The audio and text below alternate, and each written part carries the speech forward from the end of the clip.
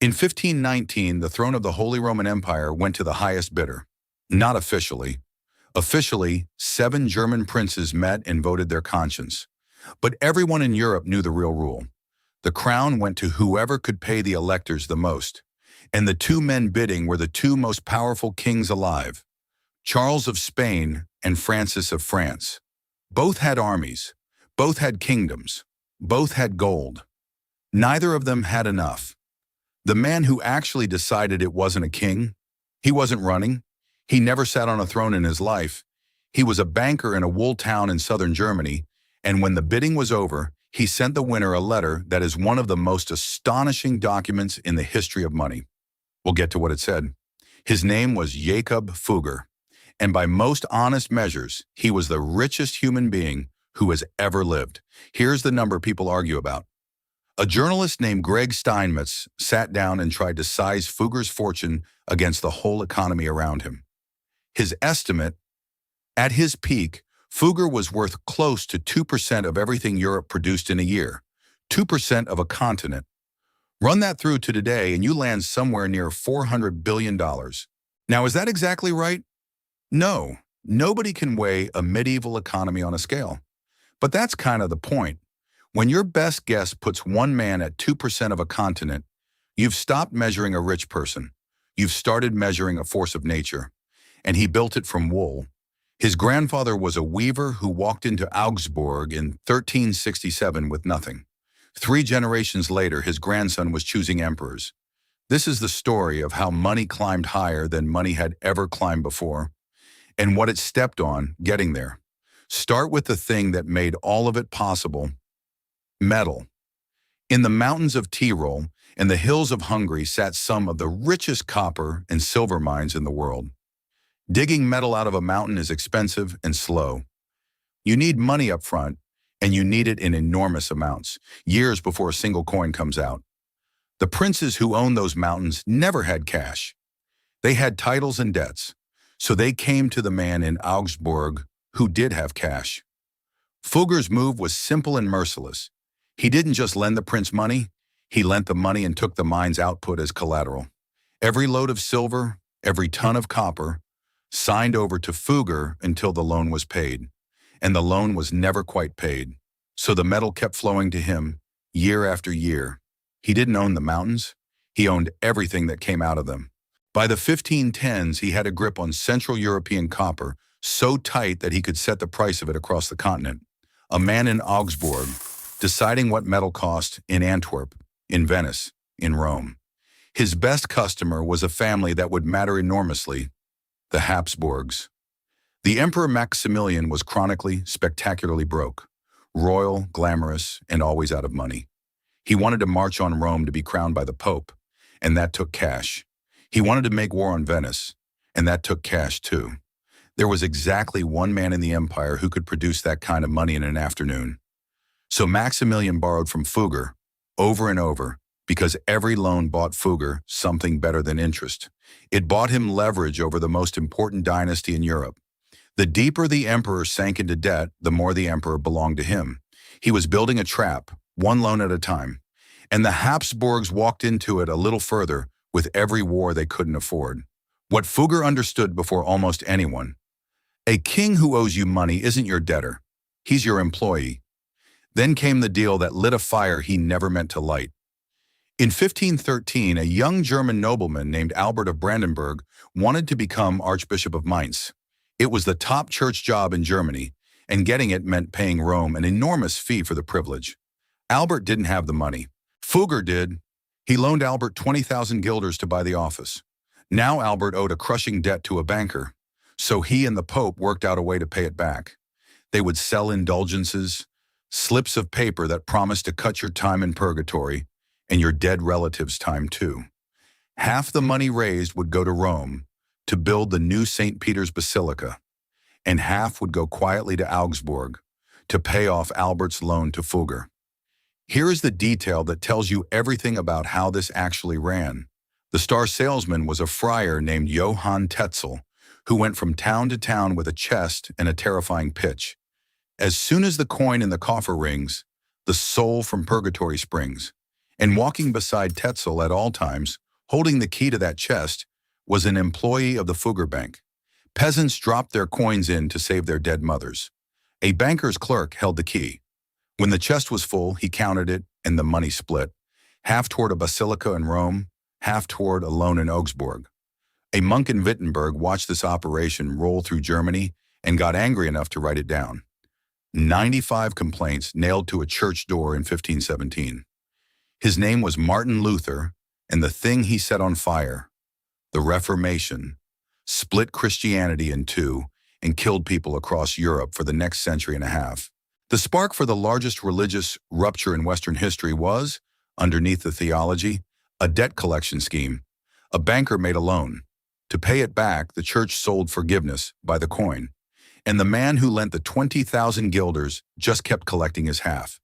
And here's the thing to hold on to. The indulgence money was the small business, because 2 years after Tetzel started ringing his coins, the biggest prize in Europe came up for sale, the crown of the whole empire, and Fugger was about to spend more on a single deal than most kingdoms saw in a decade. What he did in 1519 makes the indulgence racket look like pocket change. The old Emperor Maximilian died in early 1519. The throne of the Holy Roman Empire didn't pass to a son. It was elected by 7 men, 3 archbishops, 4 princes. Whoever got the majority of those 7 votes wore the crown of Charlemagne. 2 candidates went for it: Charles, the young king of Spain, Maximilian's grandson, and Francis I, the king of France, who wanted it just as badly and was just as willing to buy it. Everyone understood the transaction.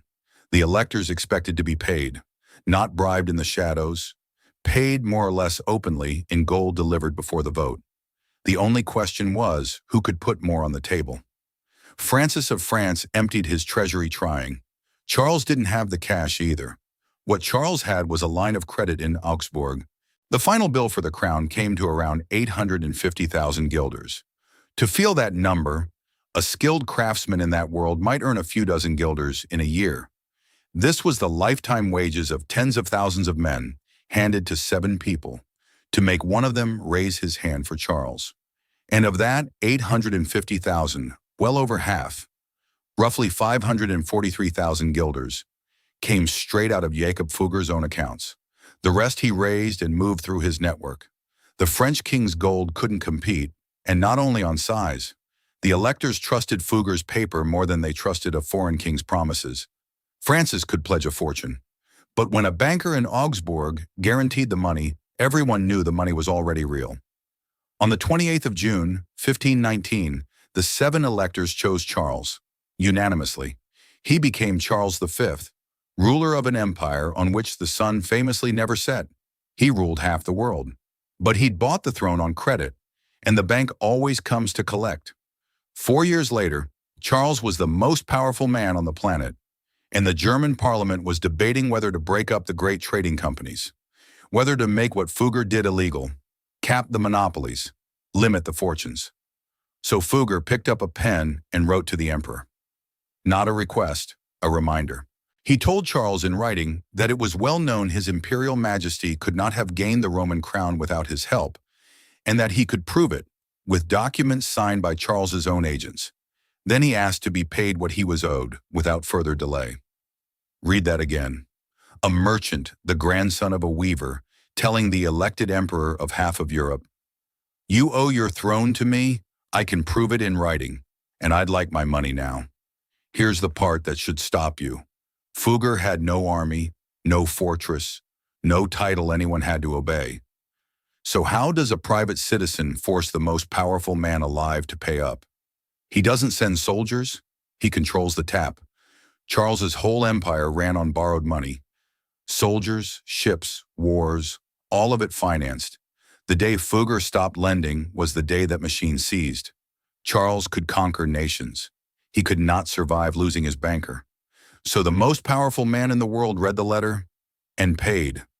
That is the highest point money has ever reached in the story we can document. Not a rich man buying a mansion, a private citizen holding the personal IOU of an emperor and calling it in. So what does a man like that do with all of it? Here's where he gets strange and human.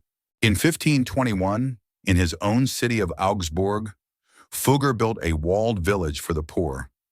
Rows of small, neat houses for craftsmen and laborers who'd fallen on hard times. He called it the Fuggerei. It still stands. People still live in it today.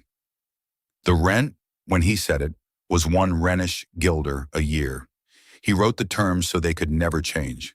So today, 500 years later, the rent is still 1 guilder, which now converts to about 88 cents a year, under €1, to live in the oldest social housing project on earth. There was one more condition, and it's the one that gives the whole man away.